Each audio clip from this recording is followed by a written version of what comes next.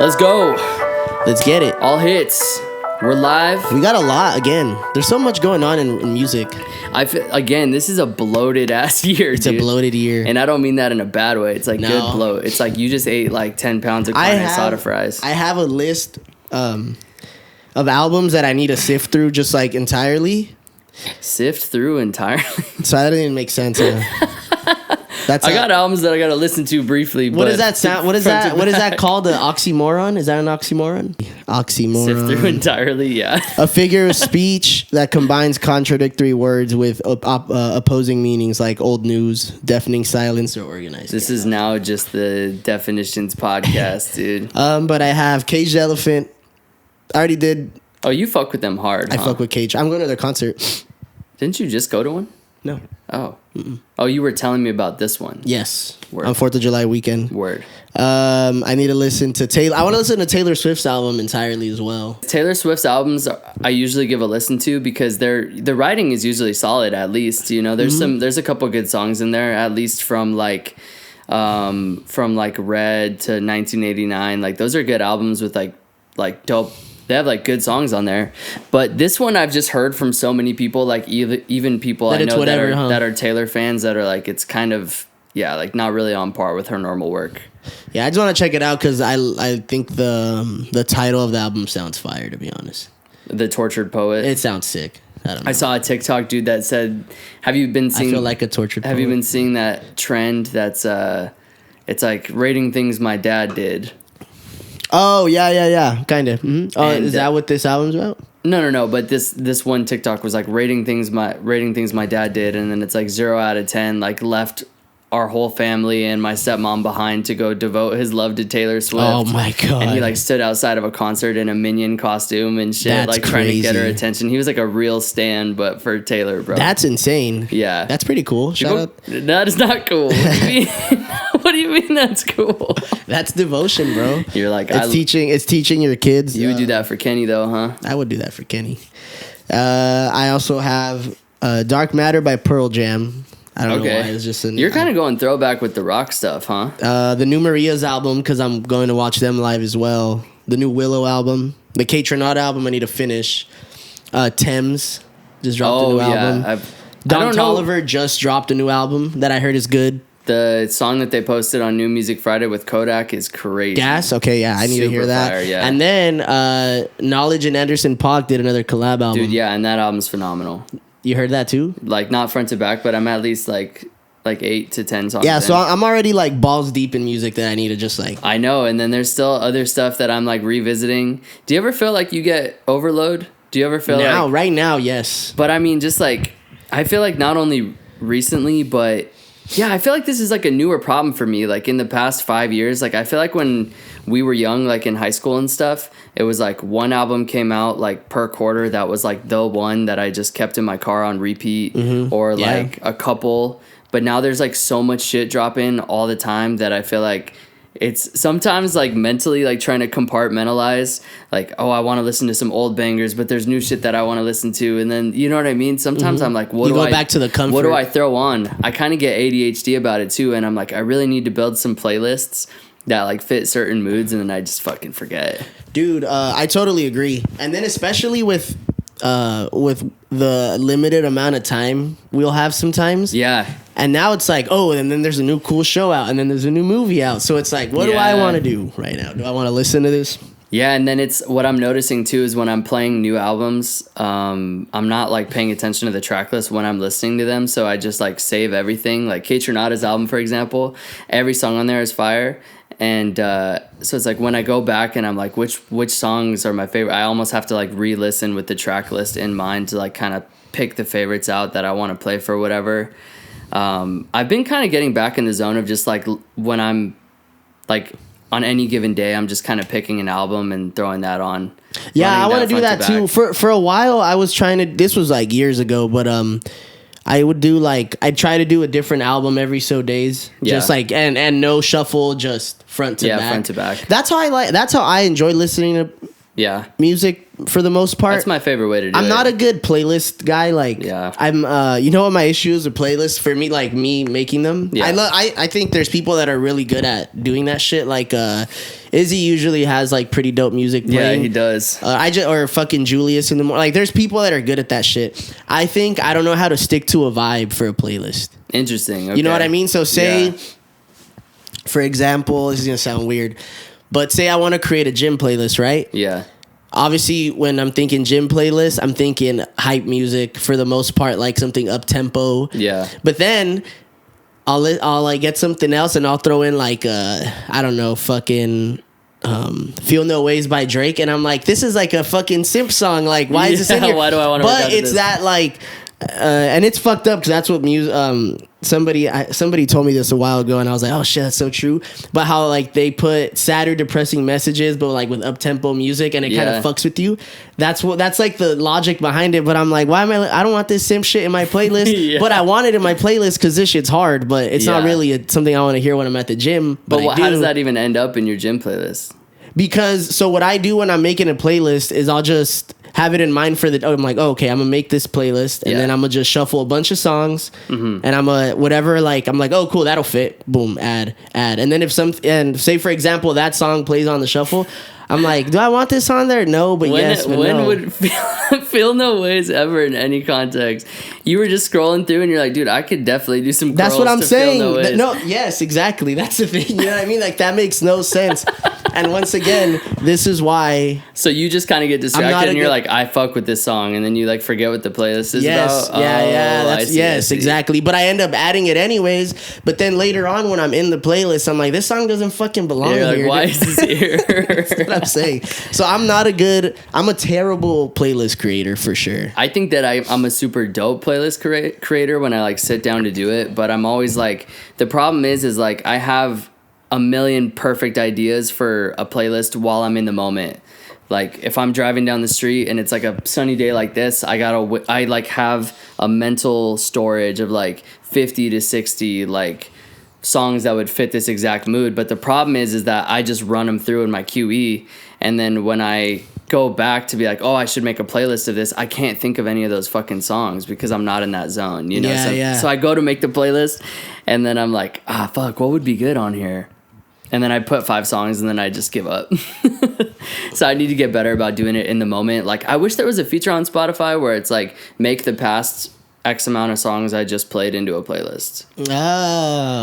Or if it was also more intuitive with creating playlists for you. Yeah, that'd be cool. Like, these ones fit together. Their mixes aren't like super, like the For You mix isn't super accurate. Or the day list or whatever. Yeah. Maybe with AI, they'll bump up. Yeah, I'm sure that it's going to get crazy pretty soon. That was my favorite feature. Did you ever have Beats Music?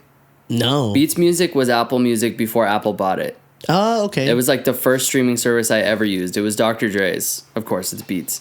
But they had the coolest feature, bro, of any streaming service ever. And it's never been, I haven't seen anything like it since. But it was called The Sentence. And you would go into like this part of the app where it would have like predetermined, like almost like a Mad Lib kind of, you know? And so it'd be like, I'm stoked, tired, excited, whatever. You'd pick one. And I'm on my way to, and then you'd pick like something like that. And I want to listen to, and then it'd have like a selection of genres. And so you'd make a sentence out of these kind of like options, like Mad Lib style, and it would build you a whole playlist. That's sick. Dude, it was so dope. Yeah, because that's, it's, how do I say it? It's not trying to push music on you. Like, I like that, you know? And it's very tailored. Like, I would be like, oh, I'm studying, but I'm feeling hype and I want to listen to rap. The fuck? You know? And why doesn't any of these services do that? Beats shit? Music was so cool. I really feel like Apple kind of fucked it up because it like the layout was the layout was fire. The way that they would like suggest things to you was dope. But for me, it was like obviously more hip hop centered. Yeah, and I think that Apple kind of made it more broad. But yeah, that shit was so cool, dude. I don't even know how the fuck we got here, to be honest. We hella just went off on we went on a full tangent. But now that we're on this boat too... because you were saying all the albums you need to listen to. Oh, yeah. But now that we're on this boat, how do you feel about Spotify as opposed to Apple Music? My homie just texted me the other day, and he was like, I'm going back to Apple Music, bro. And I was like, why? And he was just explaining that he didn't like the app functionality or like... Of Spotify, really? Yeah, and I was like confused. He was like, the app just sucks. And he said something else. Oh, he's such a fucking capper, bro. He's like, the quality, you could just tell the difference in quality, like the audio quality. That's not true. I was like, dude, I know that you do not notice the difference in the quality. There's also settings on Spotify that you can make the quality higher. Yeah, but he does. I highly doubt that he notices. That's what I'm saying. I'm highly doubt it. You don't know what the loss. The only thing I like better about Apple Music, I was paying for both for a hot minute. I know you were. That's and then I'm crazy. like, nah, I don't need to do this no more. Was having my own. I think we discussed this maybe on like a episode that won't be released ever, like one of our just original. Yeah. So it's fine. I don't mind rehashing it real quick, but that you can have all your downloaded music or your favorite artist music is just easier to access in my opinion, because you just hit like library and then you scroll and boom. Versus here it's like you have to go to library and then you have to like highlight where it says artist or whatever, and then I don't know, it's just a little, you have to like make local files, right, or something like that. It's some weird shit. Not a big fan of it. It's too much. I hate that about the iPhone in general, how they kind of like, and iTunes, like I used to love just having a separate like iTunes thing where I could like access all my like music that wasn't a part of Apple Music. And Yes. But now it's like all integrated, and it's like so hard to get that shit like on like one thing in uniform. So it's like,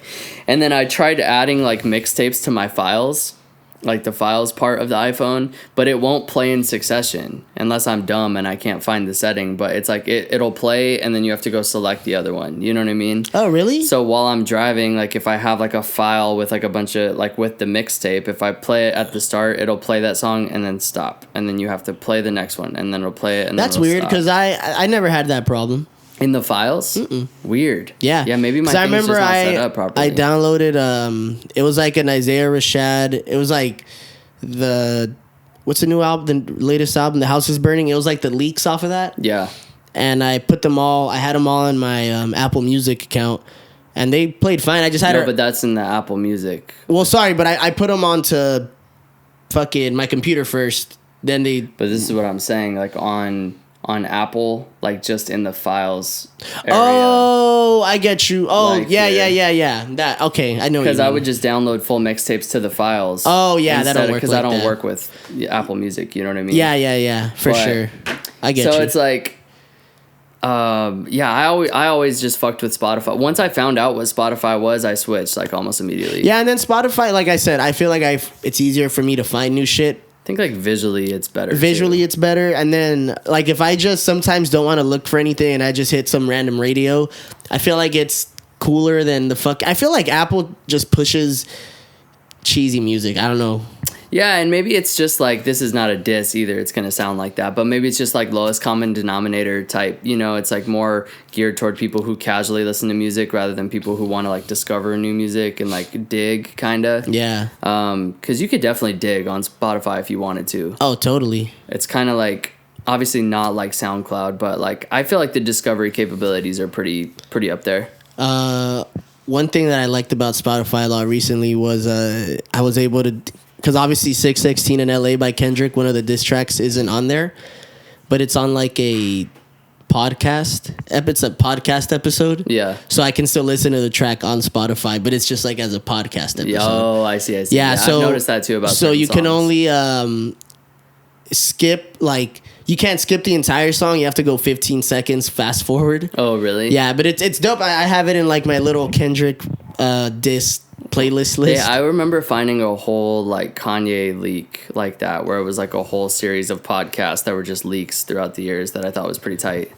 Before we move on topics, I do, now you bring that up, you know what album of his I'm mad that never dropped? Because I think I'm a big like album title guy. Like if the title sounds cool, it'll fucking be like, whoa. What, Yandi? No, fuck no, not that one. Turbo Graphics with like, it was like GRAF and like 16 or some shit. Yeah, see, I've never even heard of that. You never heard of that one? No. Oh, dude, he announced that.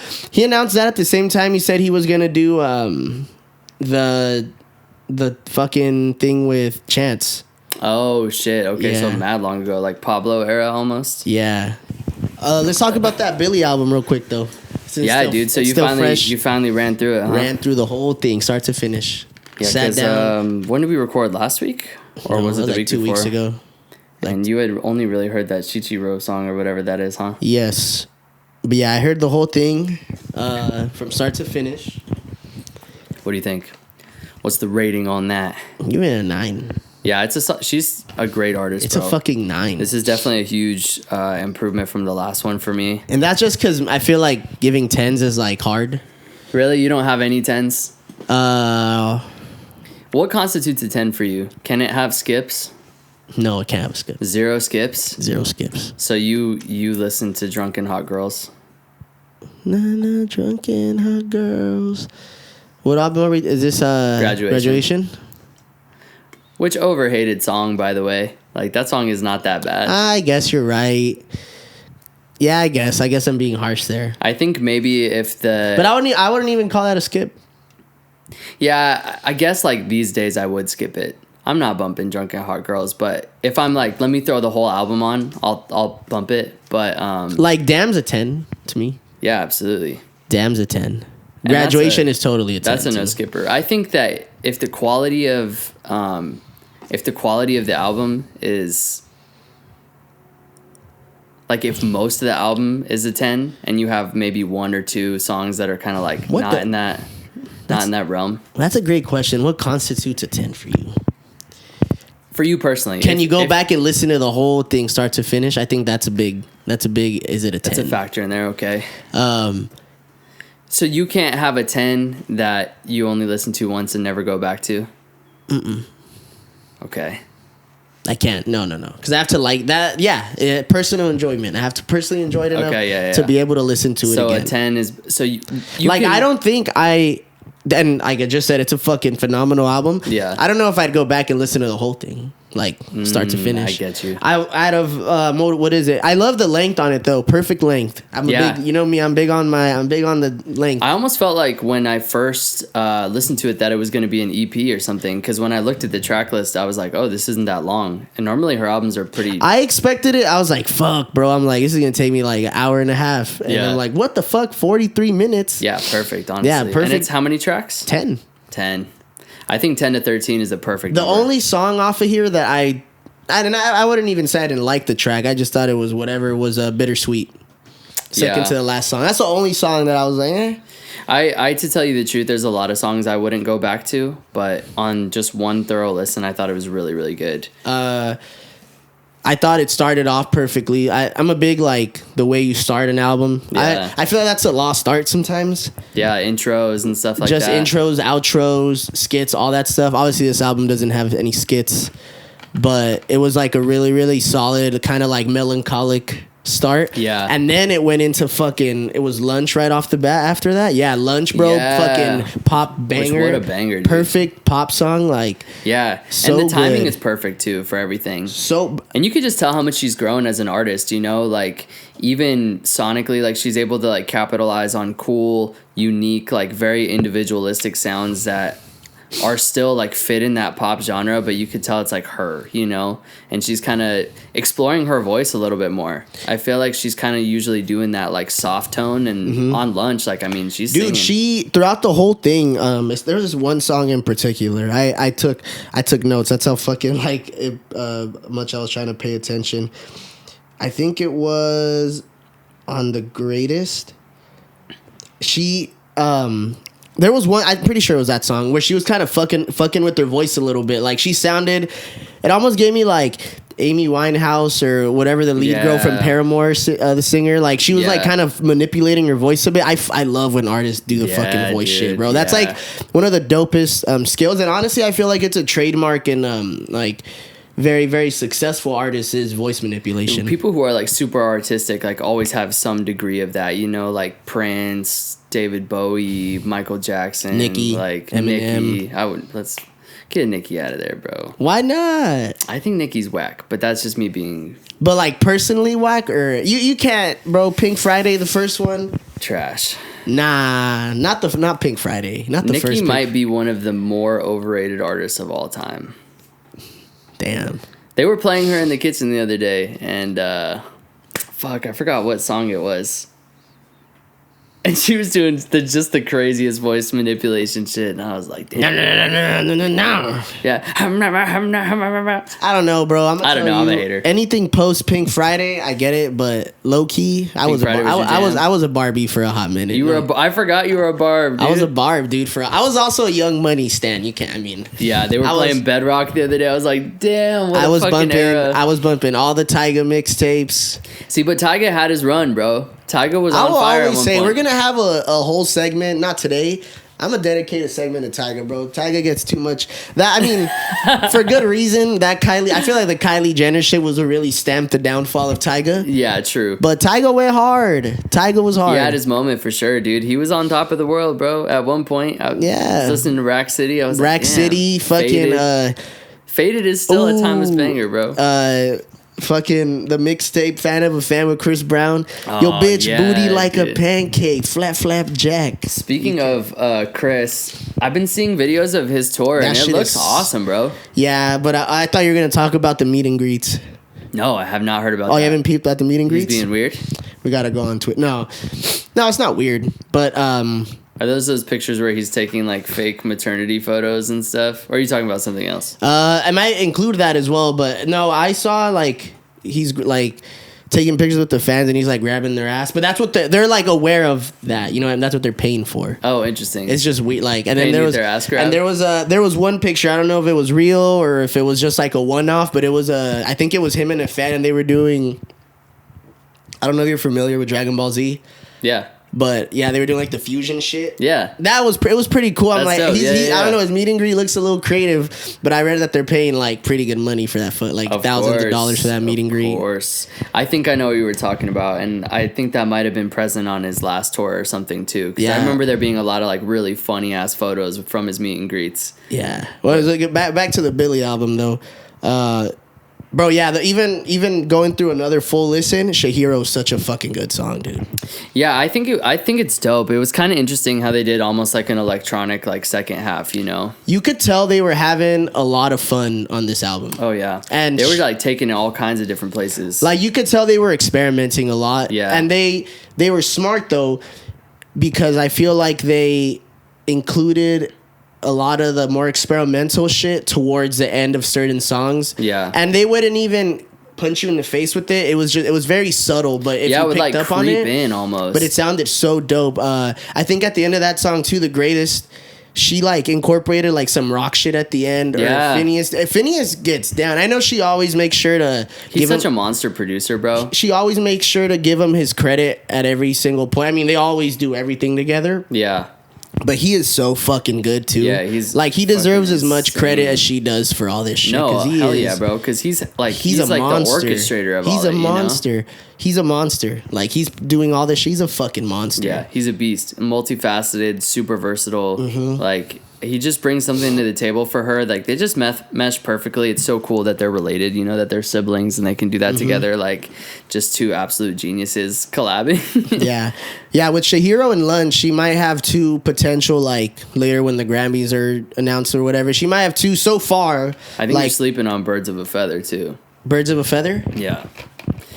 It almost is like same type of like relaxing energy as like Passion Fruit, dude. You know, it's got that dun dun dun dun dun. Is that a sample at the beat? That shit sounded familiar. It sounded like off of like a commercial or something. I need to find it. I don't even know if it is a sample, but it sounded like a sample. Yeah, I doubt he uses samples in his music. Yeah, I'm not too sure, to be real. I'm sure maybe he like recreates them on his own. But that sound, I feel like I've heard that sound before. I think, and that might be it. Maybe it reminded me of Passion Fruit. That might be what it is. I think of the album though, that's probably my favorite right now. Birds of a Feather. Birds of a Feather. Yeah, it just like flows so nice, you know, and it's just such a sweet song. You know? I don't know if you know about this. The only reason I know is because Abby spilled the tea with me. But do you know about the song Wildflower? Yeah, you know what's so funny is Des told me the whole tea about it too. That's so funny, dude. Fucking girls, dude. I know, we were literally... Is so funny. It's funny because it came on and she didn't even realize that was the one song that was playing, and she was telling me about everything. She was like, oh, I guess this and that, and yeah, it's called Wildflower. And then I like checked my phone and I was like, wait, that's this song? Yeah, she was. Well, no. So Abby was playing this because she makes me play it from time. She's like, "Can you like if like the TV's on?" She's like, "Oh, play fucking the Billie album, like whatever." And the song came out. She's like, "Let me tell you about this song." And I'm like in the middle of like studying and shit. Yeah. She's like, "Listen," and I was like, "Fuck." Yeah. And then she tells me like, "Oh, like she." So yeah, I guess it was like Billy's friend who made the Wildflower brand of fucking phone cases. Yeah. Was dating the guy from the neighborhood, and then he broke up with her, cheated on her or some shit, and then Billy ended up with him after like being there for her through the breakup. I was like, oh shit, girl T on this shit. I didn't know. Girl T. Yeah, the song's pretty though. That song and then the one after that, it sounded like a therapy. Like it sounded like some shit she wrote in like a journal. Like it's cool too that she can do it in such like a masterful way that, you know, it doesn't sound like it's about anybody specific. You know, I think sometimes when songs are like too hyper about someone, like even looking at Driver's License, you know, like everybody knew that was about Sabrina Carpenter and shit, and it was just like super apparent. Or like, I don't know, even when certain types of diss tracks come out, like it's cool when like a song about like a very specific public situation can be subtle, you know, and still a good song. I agree. That came to mind too. I was like, because I wasn't looking. I did try to look at the track list as the songs came on, like, oh, what's the name of this one? Just try to remember. Yeah.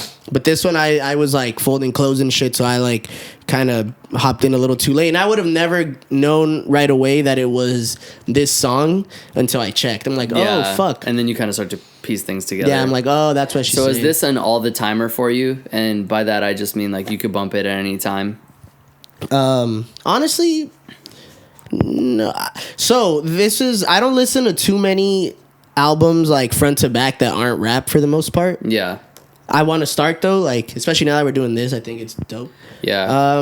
I think for me it's like it fits a very certain mood. Yeah. Like it's not something I could bump all the time. Some of these songs, in like context, like for sure. If I was a good playlist creator, some of these songs would definitely make a couple playlists. Yeah, absolutely. Yeah, I could play this, so I guess I could play this. It's a good album. Yeah, for me, I'm so heavily mood driven. Like on a sunny day, if I was trying to play like a lot of that, I mean, Lunch and Birds of a Feather, I feel like fit perfect for that.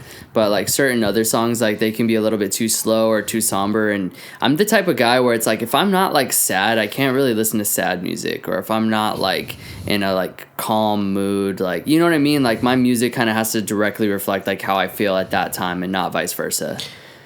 Like, I'm not like, I want to feel happy, let me play happy music. Like, I'm like, I'm sad, I need to listen to sad music. You're kind of like Abby. You're not that way? You can kind of throw on whatever. I think most people are that way. No, I can, like, you can play me fucking Marvin's Room right now and I'm jamming. Yeah, see, I would say the opposite, that I don't think most people are that way. That's why I'm not good at, I think most people are like you. Like, they just play like, anything a song anytime. is a good song, I'm going to listen to it no matter what. That's why I'm not a good, like I said, not a good playlist guy. Yeah. I would be a terrible DJ because I don't have a good, well, actually, if it was like, nah, I mean, DJing is so different, you know? But like, yeah. But, or say, even more simple context, if I was at the aux at a party, I wouldn't be good at that. You'd be buns. I'm not good at you're a scare the hose type. Yeah. Let's scare the hose. Yeah, I'd play some crazy shit. I'd play fucking like Happiness by Rex Orange County or some shit. Like, I see, you know what I mean? Like, yeah. Whatever I'm feeling. Yeah, I could dead ass like shit. I could have my foot ran over and I could play fucking Happy by Pharrell right after that. Like, I don't know. That's probably a bad example, but like, but I'm happy. You know what I mean? Like happiness. Moving on. What'd you think about the new Tommy Richman track, "Devil Is a Lie"? Okay, first of all, I want to bring up the fact that what does that mean, dude? Why do so many people say that now? What is "Devil Is a Lie"? At first, I was like, I wonder, and I don't think this is the case, but I'm like, I wonder if that's any sort of like Kendrick reference. Devil is a lie. Because like I was starting to, okay, when I looked that lyric up on Genius, the "Devil Is a Lie" part of the Kendrick song, it just pointed back at Rick Ross. Oh, this is a reference to the Rick Ross song "Devil Is a Lie." And then I don't really know what that song's about either, or what that like means. That's what I'm saying. Is that a phrase that I'm just not aware of? Here, let's ask ChatGPT. Throw it in. Because what I started to think is like, okay, "devil is a lie" in context of what Kendrick is saying is like, devil is a lie, there is no devil, it's Drake. You know what I mean? Yeah. But then what is Tommy Richman talking about? Like, did he say that at all in the song, or am I dumb? That was like kind of his chorus, but not really. He does say it in the song. He does? Okay. Yeah. Very subtle. It's not like this in is your very face. boomer of me, but I feel like Tommy Richman is kind of hard to like pick out the words. Like when I'm listening to him, it's more just for like the flow in the military. His flow is great. He has a great flow in the melody. Great incredible melodies. flow, incredible melodies, dude. I don't know why. I thought he was Mexican at first. I could see that. What is he? He's from he's white. Oh, he's white. Oh, he's white from Virginia. I guess Richmond. He just gave. Hey, you never know though. Yeah. He just the sound on $1 Million Baby. I don't know what it is. It kind of gave me the vibes of like. Have you ever heard of like Chicano Batman or fucking Cuco? Yeah. Like that kind of like, and I'm pretty sure they're both Hispanic. Yeah, they are. So it kind of gave me a little that, and then like 2000s, and then him, the way he dresses and shit gave me a little like not like cholo, homies. But you know what I mean? Yeah. Dickies and shit like that. So I was like, oh, I wonder if he's like, he's like making like a more modern Chicano music. I'm like, I don't know, but no, obviously not. He's fucking, he's white. I don't know. He just came, it's crazy how he just came out the blue. Yeah, I know. I feel like out of nowhere. Like I didn't realize he had industry affiliations already. Like I thought that $1 Million Baby was just like this viral thing that he was just like some type of like bedroom artist, and that popped off. And then Donovan was actually like, oh, he was on Brent's album, so he's obviously had a come up. I think I read that he's been at it for like 8 years. Something crazy, dude. So he's been around, but I think that maybe now he's settling into a sound that works, or this works. Timing is right. Yeah, I thought the song was fire as fuck. So it says, in the context of music, particularly hip hop and rap, "Devil is a Lie" is often used to convey the idea that deception and falsehoods are prevalent in the world. For example, in Rick Ross's song "Devil is a Lie," phrases used to express his determination and resilience against the falsehoods and obstacles he faces in his life and career. I don't know. Am I dumb? I still don't get it. Yeah, the phrase can be weighed to comment on their struggles, confront challenges. But why does that mean devil is a lie? Yeah, I get it. Like, I get why you it's weird. I don't know what it means, dude. Like, that didn't help at all. No, I mean, like, I get why you're confused. I'm fucking confused. Yeah, you know what I mean? You're confused. I'm fucking confused, bro. It's just probably one of those things that I feel there's a lot of phrases that get repeated a lot in rap for no reason. That's just probably one of them. They have to know what it means. They know what it means, yeah. So I'm like, what the fuck does it mean, Some dude? Illuminati shit. Maybe they're trying to say Illuminati. Yeah, because I'm like, devil is a lie. But whatever, the track was fire regardless. You think he caught another one? You think it's going to be a hit? No, I don't think it's going to go as big as... I think it's kind of like an interesting move. Like, while $1 Million Baby is still fucking on such a deep run, to then drop another one, like, in the same... Like, within the same time span. Like, it's only been a couple weeks. You think he felt pressured? No, I think that... Because he posted the preview on TikTok, and that one started to go, too. And then people were kind of like, oh, like, drop this one. So... maybe not pressured, but maybe just like, hey, fuck it, like we might as well put it out because it'll do well. It's regardless. A good track. Yeah, it's gonna do well. It's a great track. It would be super sick though if he did it back to back. If it did the same as $1 Million Baby. But I just think that $1 Million Baby has such a unique fucking like it factor to it, bro. I think it's kind of hard to beat that. Even though this record is fire, like I actually might like this record more. I might play it more in context because it's so weird, bro. Like how a good song can totally get worn out. Oh, that's how I feel about $1 Million Baby. Yeah, that's what I mean. Like, and it really only came out a couple weeks ago, and I'm already kind of like, yeah, I've heard this a lot actually. But yeah, the record was cool, dude. I kind of like this. I like the direction that music is going, where we're kind of cycling back to like early 2000s shit because. As I look back at that stuff, bro, that was like some of the best music that's ever come out ever, bro. 2000s music? I think like in terms of rap, it might be like one of the better eras that we've ever seen, like the early 2000s shit. Like especially for beats, like if you imagine like those type of beats with like higher quality production value, you know what I mean? Like sometimes though, less is more. That's what I mean. Well, I feel like they're all very simple, and they were so like just so reliant on having like a really solid melody that it was like just super catchy and easy to listen to, kind of back to the Billie album, even though obviously the production was of the highest quality. Yeah. Kind of same realm in what you're talking about. where it was very simple. Like at times it was literally just melody. Like there was just like maybe like a bass line, and those are the best songs ever, bro. And just maybe, you know, a couple of guitar riffs, but super simple, and it's just her voice. In music school, they would always talk about how, like, in songwriting classes, they'd be like, the best songs are the ones that you can like play on piano, and like people know what the song is. You know, like if you hop on a piano and you start playing like, you know, like Hey Jude by the Beatles, it's like instantly recognizable, and it's like, because it's simple, you know, like if you can't play fucking you can't play like Knife Talk on the piano, or you can't play like songs that are kind of like just overcomplicated a little bit, you know. Yeah. But I think that those driving melody lines that like people just pick up on instantly, like I think it's good that kind of music is getting a little bit more simple, because I do think we got into a little bit of like an overproduced realm for a little bit, where especially with hip hop beats. Yeah, dude. And honestly, bro, this could be a topic for another day, or we could dive into it now. But I feel like the like infusion of trap in every genre kind of fucked music up a little bit. I agree. 'Cause I love trap music. I think trap music is dope as fuck. But why does every pop song have like trap drums? And all of them. Every song have trap drums now? You know, like we don't need rolling. I feel like hi-hats. they've been kicking it with 808s. Like now, thankfully, like I feel like those have kind of started to disappear a little bit. So but like 808s are dope, bro. But like we also like just organic bass lines, or just other like more melodic bass lines are dope too. You know? Yeah, for a bit, I feel like you had to, like, everything had to have an 808, dude. Everything had to have an 808. I mean, and I definitely went through that fucking phase heavy, too, where I was like, I'm not bumping it if it doesn't have... Because it's like, it's dope to have that feeling of the bass, but... Yeah. I feel like you can do both. You know, I like kind of the songs that incorporate, like, a heavy 808 with also, like a bass line underneath it, or, like, that fills in between. When I tried making beats for a bit...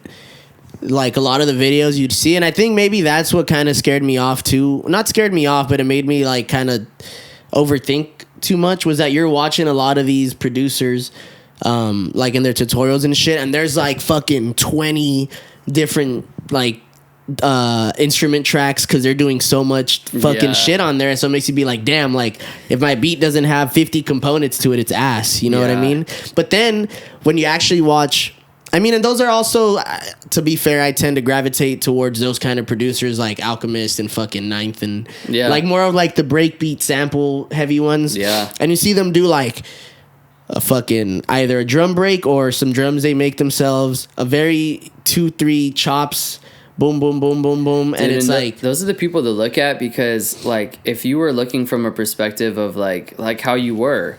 You're like, damn, I need to do more work. Like, this feels like cheating to just loop a sample. But it's all for the sake of making a good song, you know? If the song is good, then who cares how much time or effort you put into the song? And I feel like that's, like, a fallacy that artists have. And sometimes, like, music elitists can have, too, you know? Where they're like, he's not saying anything. Like, that's not, like, good writing. But it's, like, sometimes good writing is, like, can you communicate the feeling in as few words as possible? You know, like, it doesn't always have to be this super, like, complex like, and that's why I get back to the GOAT, bro. That's why I love Kendrick, because he can kind of intertwine both. Mm-hmm. He's like, let me keep it simple, but I can go deep if you want. I'm going to make a good song that you could pull meaning out of if you want, but I'm not going to beat you over the head with it, you know? That's so funny that this whole conversation's tying together right now. My cousin... One of the only reason he was pulling for Drake during the beef was because I forget who told him, or if he said he just read it on the internet, but that somebody was like, you have to be smart to listen to Kendrick, and that pissed him off. He was like, nah, fuck that. He's like, that's fucking whack. Why do people think that? And there are people who carry themselves like that, and I don't think you have to be smart, bro, but what I do think is, like, and this is gonna sound fucking super pretentious, and it's not intended to be that way, but you kind of have to have, like, a higher music IQ. I don't think you have to be smart, like book smart or intelligent or whatever. I think that anybody can enjoy it. But I think to digest albums like To Pimp a Butterfly, you got to look at it as a big picture and not as just like a collection of songs. Yeah. And I think that just takes listening to a ton of different music, you know? That and just appreciating a longer form of art too, you know what I mean? That's what I mean, is like if you're looking at certain albums like that, and you're taking it at face value, yeah, it's like jazz, and it's like listening to you without the context of it being involved in a storyline that's also tied together by different tracks.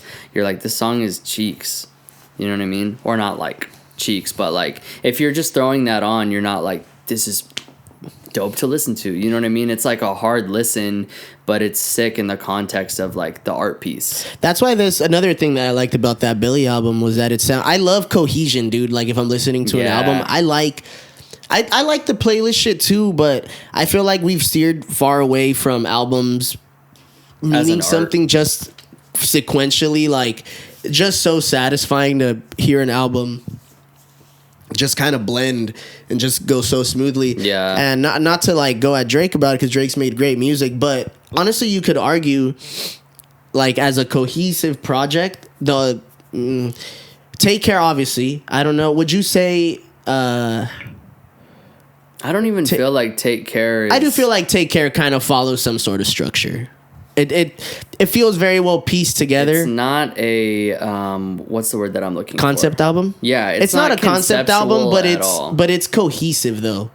Like you're talking about sonically? Yes, like the songs follow each other, and you're like, okay, cool, like it works. All kind of exist in the versus same space. I feel like anything he's done post that, you could maybe say what's the Nothing Was the Same, you could probably put that in there. I think If You're Reading This is similar too.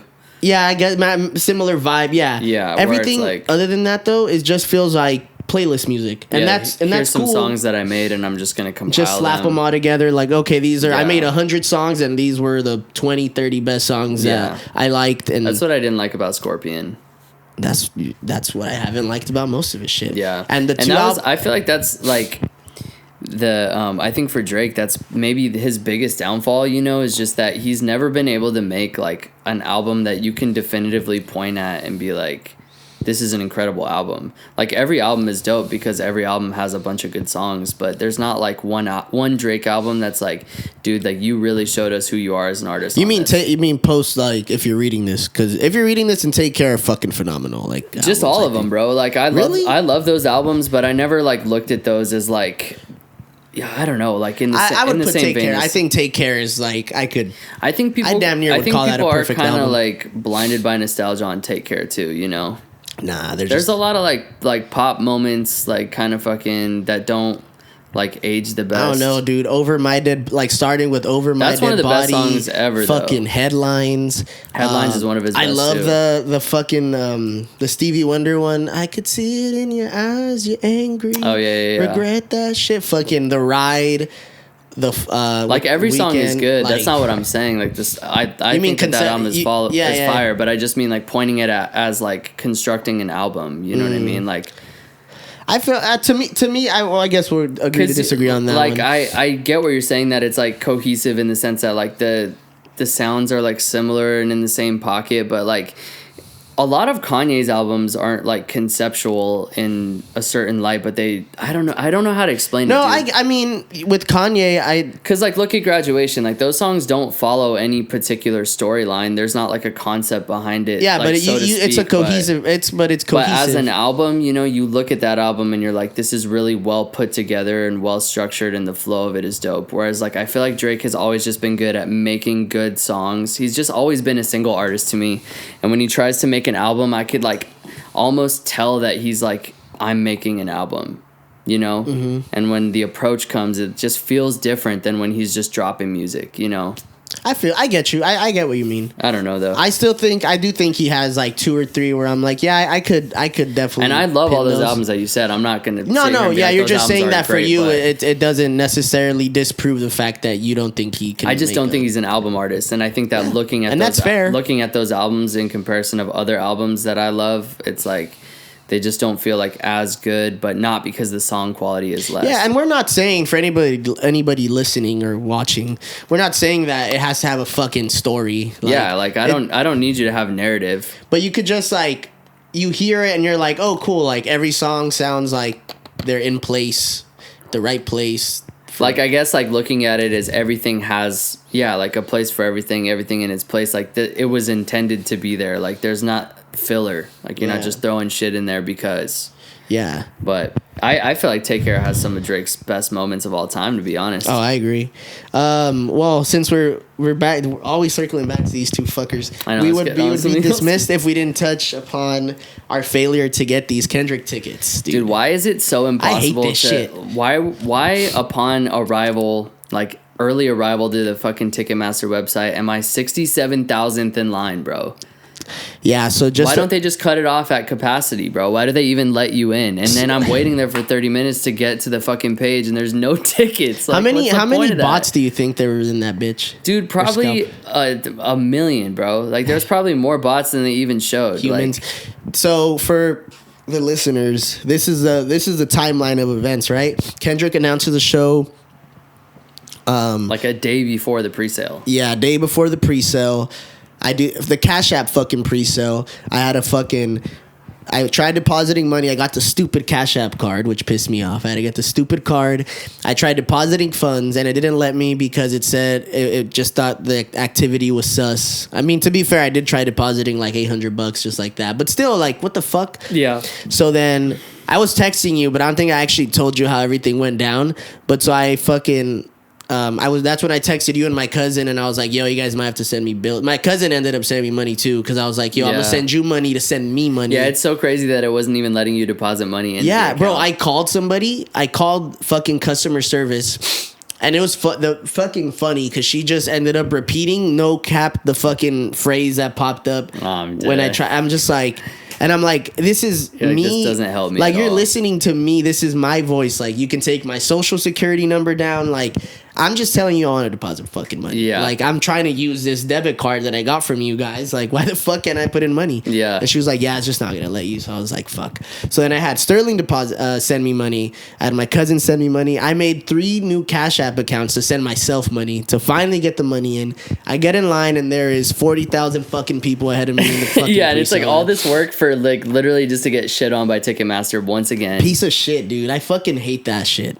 And it's like, I understand this is a fucking huge show. Like, the show is going to be incredible. Like, thank God they're streaming it because, you know, obviously I'm not going to get up there. But just the fucking, like, the whole Ticketmaster shit, just getting tickets in general, bro. Like, the fees for things, like, it's just getting so dumb, bro. Yeah. Like, the actual, like, state of concerts right now is really frustrating. And then I did end up getting tickets. I got seat tickets, which I'm bummed about, but I don't know. I feel like I gotta be there. Yeah. I feel like it's gonna be crazy. I was watching a video of Rob Markman that he used to do like the Rap Genius shit. He was like saying what his predictions are for who's coming out. Yeah. Because it's interesting. So the show starts at 4, which is very early. Yeah, super. So early. I wonder how long. I mean, it has to go at least till 10, I would assume. I'm curious if the stream starts at 4 too. I don't know. I need to check details afterwards. I want to know like what's going on. But he was saying he's thinking, obviously, like Q, anybody Black Hippie, Keem for sure. Those are low key like guaranteed. Yeah. And then his more like reaches were like Metro and Future. Yeah. Which wouldn't surprise me if that's like the first time they do like that. That was my prediction, is that he had to get them there, you know? Yeah, Metro, Future. He was saying maybe Snoop, Dre, Cube. Maybe bring out MC Ren, and he said something about like an NWA reunion. Maybe. Ooh, that would be he crazy. Said Game. I don't think Game's gonna be there. Just because I think hologram Tupac's coming back. That's great. That'd be you think they're gonna bring out hologram Pac? Now that you're saying that, you ever seen? This was at an iHeart Music Festival. I don't know how long ago, but Kendrick did like his own little take on California Love. No, I don't think so. Oh, we'll watch it right now when we're off. Okay. It's pretty dope. He like adds in his own verse. Oh, fuck, it's pretty sick. Yeah, he adds in his own verse. But yeah, so that was like his prediction. I told Abby, I'm like, we're gonna be like, it's just gonna be nuts on June fucking teen. It's just gonna be like such a fucking historic show, bro. Like, especially like he's gonna be playing all these songs for the first time, and it's just he's like fresh off the dub, like. It's gonna be absolutely insane, dude. I wish that I could have gone, but at the same token, this is insane. Like, it's like the pricing is insane. It's out of control, like dude. The cost is fucked up, and honestly, like that's a show that I don't really want to be there if I'm not on the floor. You know, I know, especially if it's streamed, like, especially since it's streamed. It's like I would rather watch it high quality. You know, I wanted to like look this up to confirm it, but at work, somebody was telling me because I was telling Katie about the whole ticket failure situation. Yeah. And then she just was like, dude, like how fucking annoying everything is with all that stuff. Yeah. She was saying that she had a friend who was in Paris, and that she happened to, I think this is how it went, but that she happened to check like, oh, like, I don't know if it was Billie Eilish or Taylor. I think it was Taylor Swift tickets. Yeah. In Paris. And the price, I forget exactly what it was, but it was like peanuts compared to what we're paying here. Yeah. To watch her in Paris in good seats. Like, so it's it like was almost worth it to just fly out to Paris and go see her there than it is to buy tickets to see her like in LA. Yeah. Because she was telling me that for her to try to get tickets to watch her in LA, she said it was like to watch her behind a pillar or some bullshit, like not even a good view. Yeah.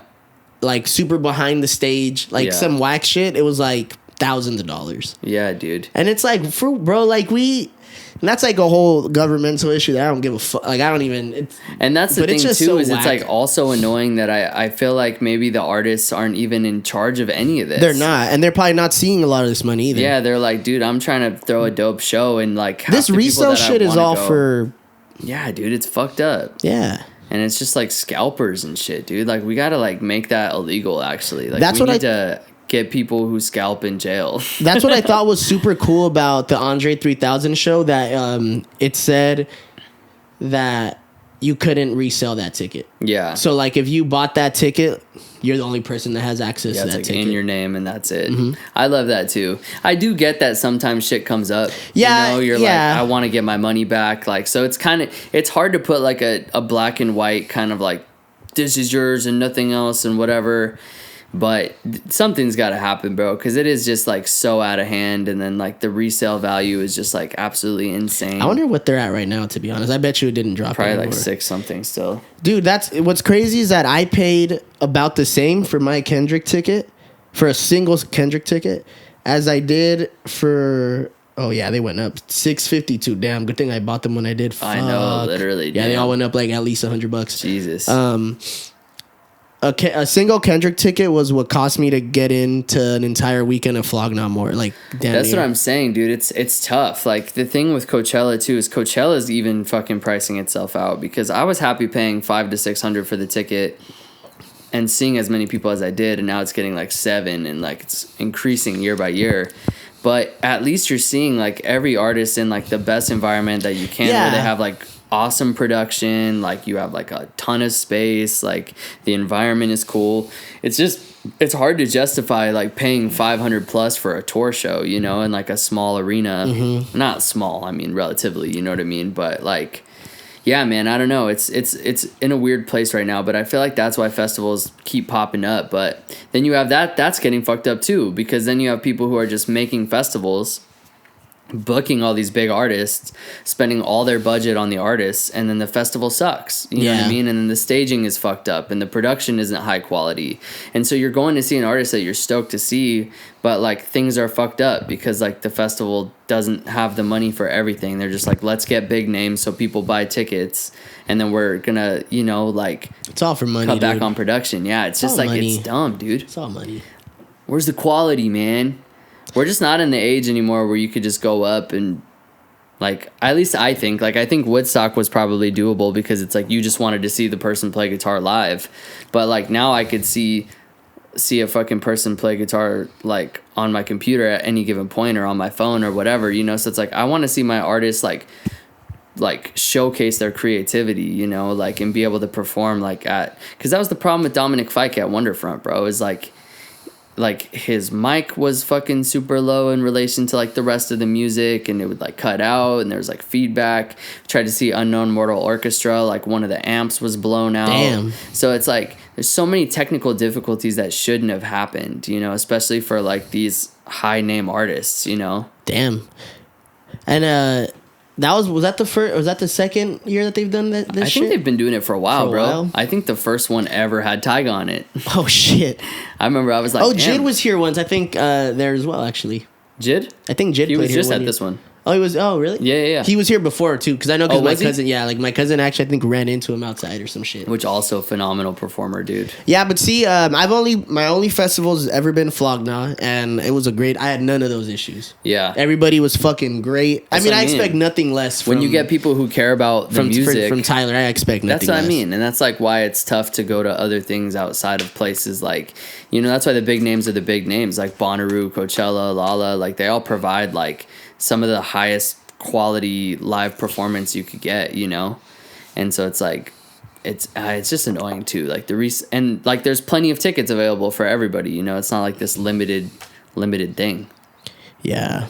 Either way, I think this is going to be dope. Even streaming, it's going to be sick. I hope a lot of people watch. I'm actually excited. I've kind of felt like old-timey about it, where it's like everybody would gather around the radio to like listen to Elvis at the same time. Like that's how I feel. I know. I'm sorry. I'm sorry. I'm flaking. I'm like, but I'm gonna be in LA. Nah, dude. I mean, I understand. I'm gonna be. I'm gonna have to be fighting my urges to crip walk because I can't crip walk. And we're gonna need the full review on that too. Oh yeah, for sure. We're definitely gonna have to discuss right after that. Let's move along. Oh, what'd you think about me sending you that thing about Dre and Snoop releasing an album? You think that's actually gonna go down? Yeah, I mean, I could see it. I could see it popping out for sure. Hey, what's up with like the old heads? Like, I love it, but it's just like kind of cool. Like the old heads, are just wanting to drop. Like you were just showing me the Common Pete Rock thing, and Nas doing all that shit. Like, I feel like Nas like needed that though, like because like he needed to like get on some good beats and show that he's fucking incredible, which he is. And that was such a sick run, bro. All the King's Disease and all the Magics. That's what I'm saying. People sleep on Hit Boy, bro. He literally like revived Nas and brought us some of the fucking dopest rap music in the past however long. But I don't know, dude. I think that maybe it just feels like it's time, like Dre hasn't really dropped in a long ass time. Forever.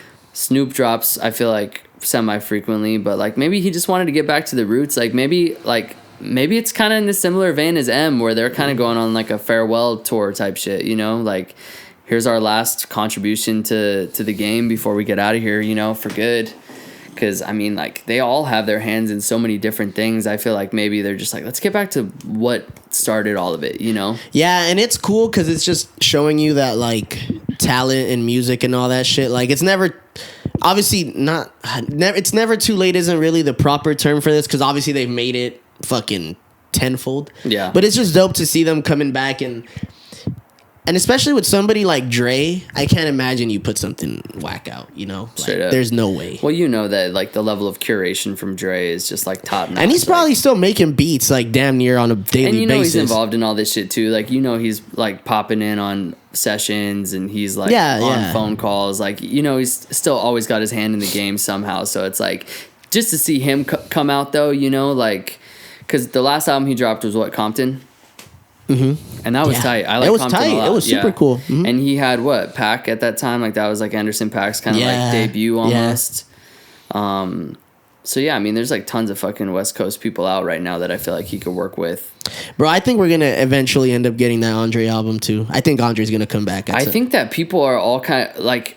I don't know how you felt about that interview. I thought the interview was dope, and I like totally understood where he was coming from. But I feel like it almost pissed a lot of artists off. It did. And like, why? Just because like they want that from him? You think?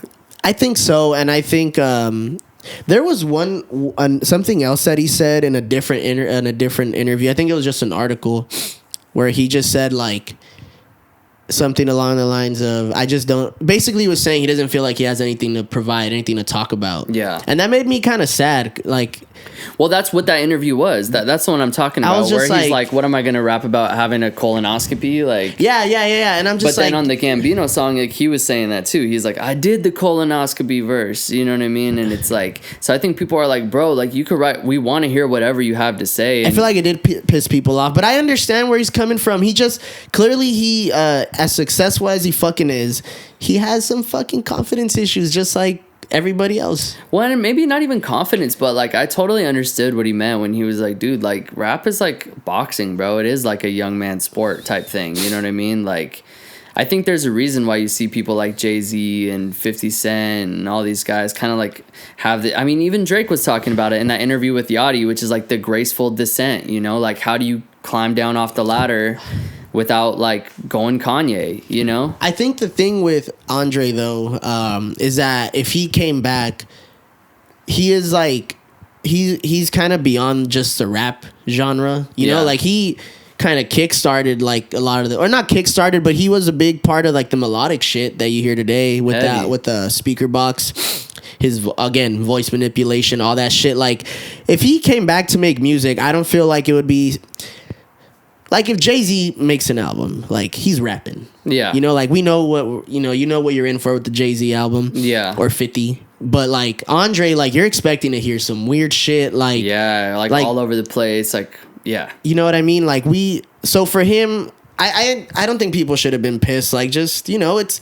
And maybe that was over exaggerating. I actually didn't see a lot of people talking about it. It did seem like people were taking it some kind of way. I don't understand. Like it's his personal choice at the end. I'd want to hear him. And like, I guess like as a rapper, like when you're looking at him say things like that, you're like, well, how does that make any sense, bro? Like that's like our job is to talk about what we're going through. I also think a section of like the internet was like, why the fuck are you doing jazz? You know what I mean? Like, yeah, the flute shit, and then they were confused by the flute shit too because like, let my boy it be, like wasn't a full flute album. Like let him fucking do whatever. Kanye did gospel, like he did the. Yeah, it's just, you know, people want what they want from people, and I think that again it kind of like almost memed itself where people were like, Andre's the GOAT, like we need an album from him, like, and then there was like, I think rumors we'll get about one. It.